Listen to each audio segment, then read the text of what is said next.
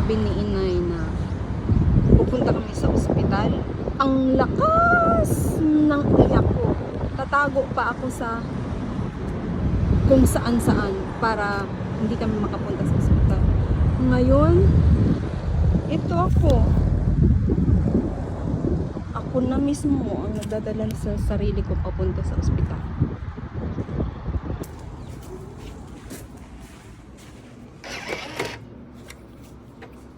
Yan.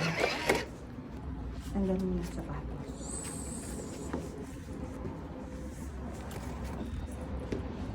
Yan. Okay, dyan. Puka ko dito.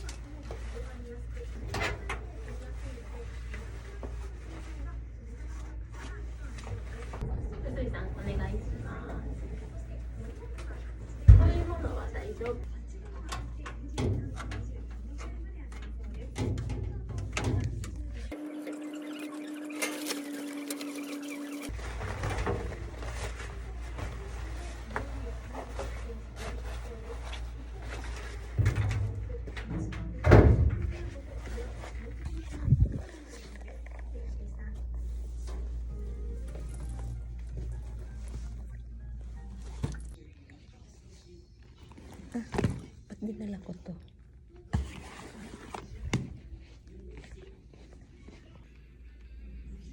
Pagkatapos ng gamitin dito, ilalagay yung mga nagamit.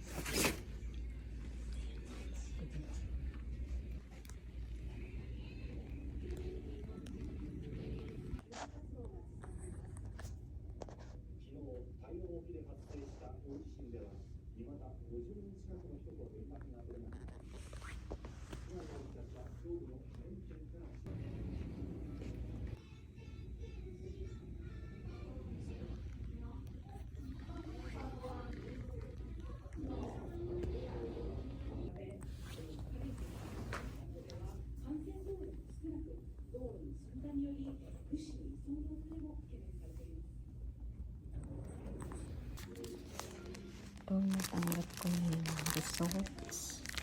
Ano daw ito? CD. Andito yung results ng MRI ko. And babalik ako ngayon. Babalik ako ngayon sa ospital na iba kasi yung center ng MRI at iba rin yung hospital na ano. Prepare lang ako yung MRI dito. So, I'm going back. So, ito na guys. Pabalik na ako dun sa ospital kung saan ako nagpapa-check up. Ito yung result ng MRI ko. Ito may CD. Babasahin ito ng doktor ko kung ano yung although mayroon namang result na sa x-ray, nagpa-MRI pa rin ako. And sana gamitin ng Lord yung doktor para gumaling ako. So, ito lang. So, ito na nga.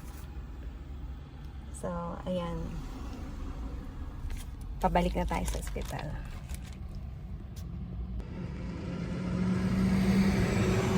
At malapit na tayo sa ospital at mag-aalas 12 na. Naku, abot kaya ako.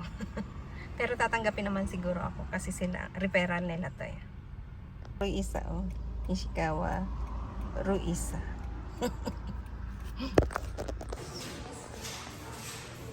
Nandito na ako sa ospital, guys. kung saan ako nagpapacheck up. At nadala ko na yung results ng aking MRI. So, wait na lang ako.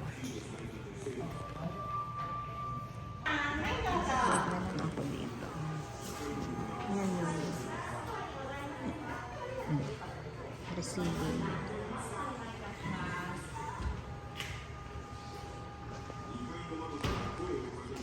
So, wait na lang ako ng tawag ng doktor para sa results ng MRI ko. 3階へ上がっていただいて、今日はリハビリの説明と予約を取らさせていただきますので、このままに3階へ上がってください。はい、お願いします。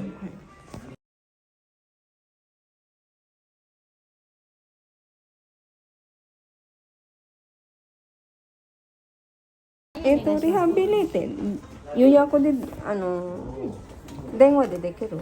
電話でもできますよ、リハビリが始まるんですがっていうふうにおっしゃっていただければ、大丈夫です。もし3階行くなら赤い案内の奥のエレベーターで、3階上がってください。で上終わったら上終わったら会計の方へ出してもらえれば大丈夫です。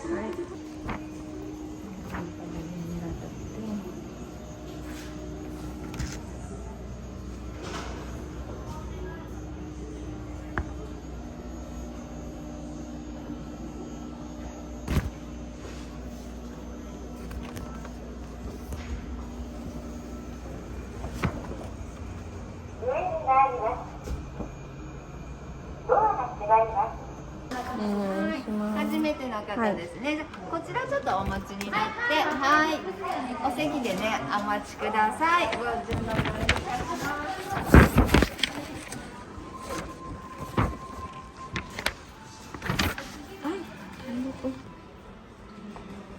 Ito, mag-i-start ako ng rehabilitation dito sa aking nararamdaman. Ito yung rehabilitation area. Ayan. Galing na ako dati dito, mga 8 years ago. Ngayon naman, malaki to, maluwang. Nakakalungkot lang guys na sabi ng doktor ko, wala na raw lunas. Pero maiiwasan ko para hindi matrigger yung aking sakit. Huwag akong magbubuhat ng mabigat. At mag-yoga ako ng mga para sa lumbar disease ko. Or mga exercises na pwede dun sa aking karamdaman. So, ingat na lang talaga. Siyempre, mahal na. Health is wealth, di ba? Kaya, payo ko sa mga kabataan, huwag abusuhin ang katawan. Kapag bata, ang sipag ko kasi. And thank you very much guys sa inyong support at panonood sa akin ngayon. And always remember that health is wealth, kaya bawal magkasakit. May God bless us all.